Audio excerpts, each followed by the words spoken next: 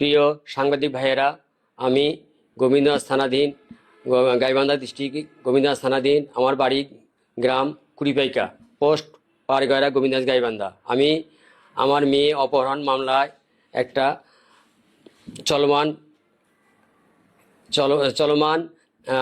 বহুল র্যাবের সঙ্গে সংঘর্ষ হয়েছিল। অপহরণ মামলা র্যাবকে উদ্ধার করতে আমার মেয়েকে র্যাব উদ্ধারের সময় সেখানে তারা বিভিন্নভাবে ভয়ভীতি এবং গোলাগুলি পর্যন্ত হয়েছে। র্যাবের সঙ্গে সংঘর্ষ, র্যাব আহত হয়েছে এবং আমার মেয়েকে উদ্ধার করছে তারা।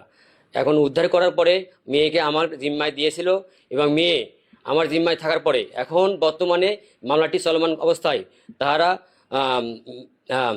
বিভিন্নভাবে ভয়ভীতি প্রদর্শন করে মামলা উঠিয়ে নেওয়ার জন্য এবং তারা এই মামলাকে সামনে অগ্রসর করে তাদের আয়ত্তে নেওয়ার জন্য তারা সুকৌশলে মেয়েকে আবারও পুনরায় পূর্বের ন্যায় অপহরণ করে নিয়ে যায়, তাদের জিম্মায় রেখে অপপ্রচার করে আমার বিরুদ্ধে।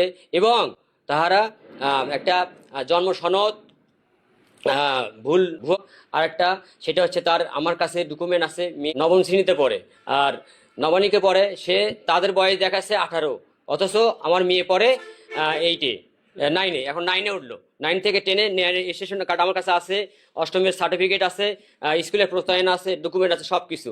তাই আমি বলছি যে আমার এইটার জন্য পূর্ণ তদন্ত করে সাপেক্ষে এবং সঠিক বিচার পাই তাদের আয়ত্তে নিয়ে এই পূর্ণ প্রচারটা করছে।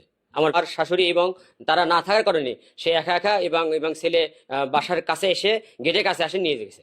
নিবন্ধন জন্ম সনদ তৈরি করছে, যার ডকুমেন্ট আমার কাছে আসছে এবং আমি যে ইউনিয়ন পরিষদ থেকে আগে নির্বাচন জন্ম সনদ তুলেছি মেয়ের, সেটা আমার কাছে আছে, টিকা কার্ড আছে, রেজিস্ট্রেশন কার্ড সবই আছে, কিন্তু ভুয়া একটা করছে, তার কোনো ডকুমেন্ট নাই। টিকা কার্ড, রেজিস্ট্রেশন কার্ড, স্কুলের বিদ্যালয়ের প্রত্যয়নের সবকিছু আমার যে 30/12/2012 আছে। আর ওরা যেটা তৈরি করছে সেটা হচ্ছে 30/12/2007, মনে করেন যে 6 মাস আগে।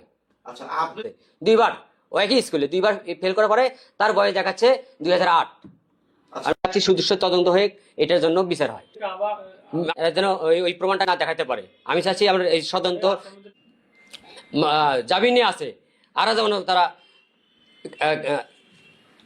আদালতের মাধ্যমে আবার কাস্টডিতে রাখার জন্য সেলফ